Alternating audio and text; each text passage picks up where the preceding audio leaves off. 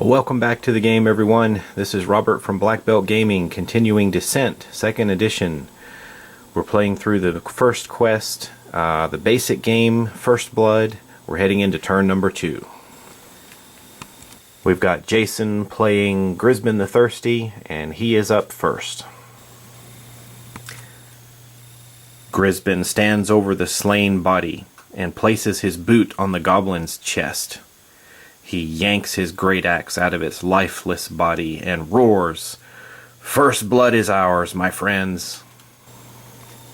For his first action, Jason says he wants Grisbin to take 2 steps, 1, 2, beside Tombol the Thief.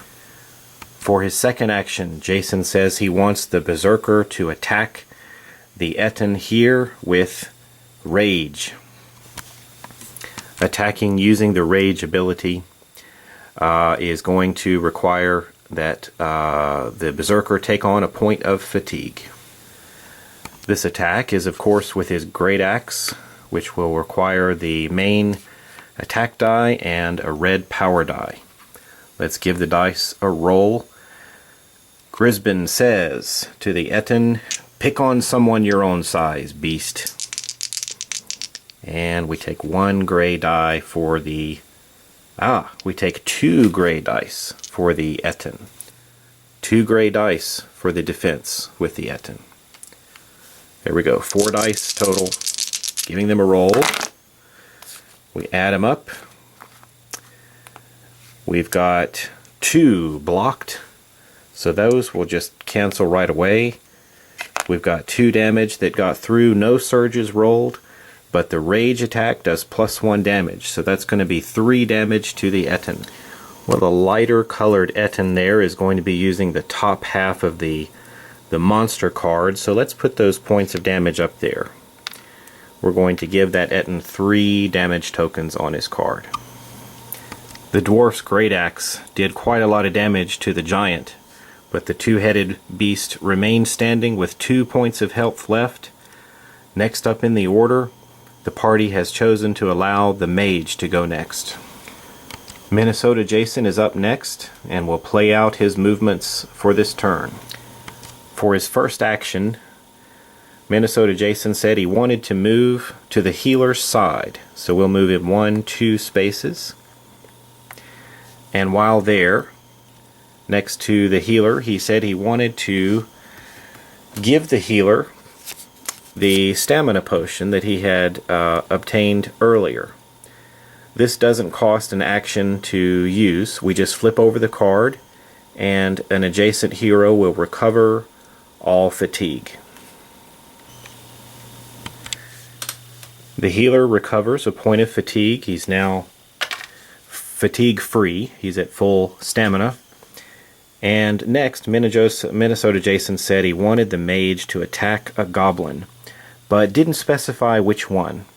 So he can either attack this goblin leader, but that goblin leader is going to be a little more difficult to kill. So probably it might be a better choice to go after perhaps goblin number 4. So the only thing we'll have to do is make sure we get enough range out of this attack. So let's see what happens. Well, the Mage will be using Arcane Bolt again. And due to a couple of different abilities with surges, we can have all kinds of different outcomes. So we're going to start with our basic attack die plus a yellow power die for this attack. The goblins are using 1 gray dice, gray die for defense. Let's give them a roll and see what happens. It looks pretty good. That was a 5. That was a 5. All right. We've got 1 defense. 5 range, that's definitely good enough. The range was 1, 2, 3, 4 spaces, so we've got enough range. Let's remove those and deal with this.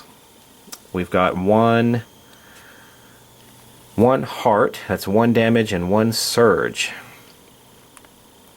Surge can give us pierce or +1 range. I don't think we need to do this. I don't think we need to suffer any fatigue to do extra damage. So let's activate Pierce. When we do that, that's going to cancel this defense die. and that's going to allow both points of damage to get through.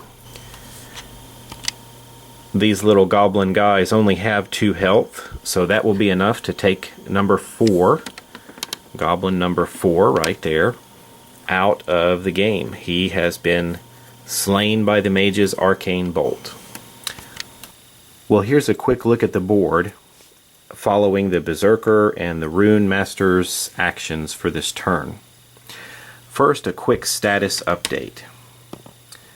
The Berserker has 2 points of fatigue on him now. His cards are turned around, indicating to me that he's done. The Thief has yet to go and is still suffering 4 points of damage. The Healer has not taken his actions yet. He still has 1 point of damage, but no fatigue, thanks to the Mage sharing the stamina potion with him. And the Rune Master's done. His cards are turned around, and 1 point of fatigue for him since he took an extra movement during the first turn.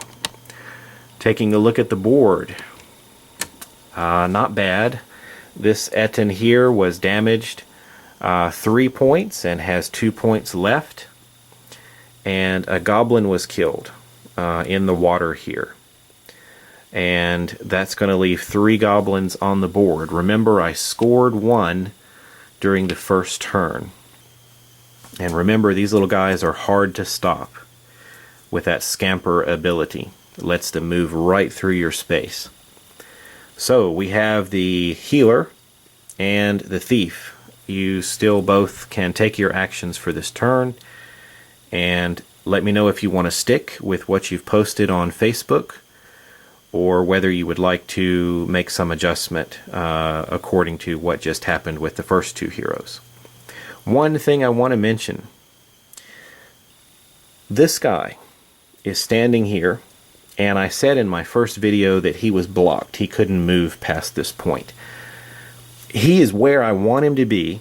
As the Overlord, I wanted him to delay the heroes being able to attack Mauler. But I do need to say that he can actually move here or here. It's a legal move. What you do when you move a big monster like this is you take a look at one of their squares, just one, and you move from there. So let's say I selected this square. He could move diagonally right here to this square. And then as long as his base is covering that square and is legal everywhere else, that's a legal move. So, even though there is a hero here, he can move diagonally through that spot. That's a bit different than some other games I've played, but it's an interesting point to remember. He's where I want him, but like I said, it's a little odd to see it just looking at the board how he could do that, but that is a legal move. So you're pretty free to move around in lots of different ways in Descent 2nd Edition. So just keep that in mind. This guy is not quite as limited in his movement options as I initially thought. Alright, thanks for joining me. Other 2 heroes, let me know what you want to do, and we'll continue and finish up the heroes' actions for round 2.